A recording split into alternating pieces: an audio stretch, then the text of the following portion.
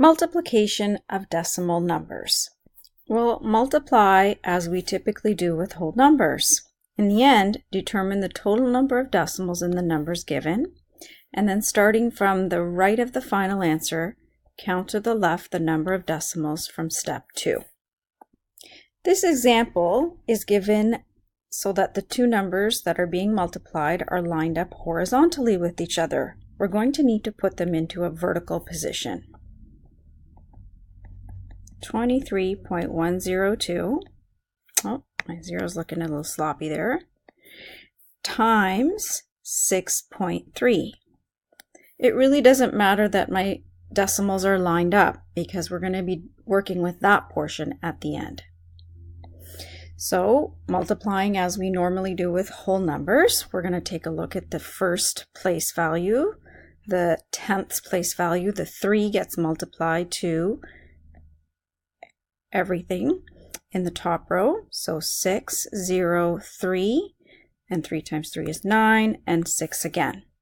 We put a placeholder 0 in the next line, and we're going to multiply the 6 into everything on the top line. So 12, and don't forget, you're going to move the 1 from the 12 up to the top. So 6 times 0 is 0, but plus 1.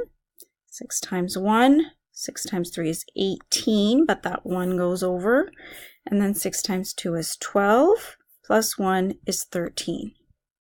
Draw a line, vertically add.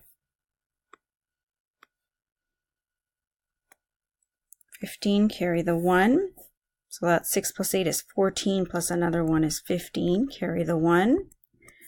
Now, this is where step 2 and 3 come into play.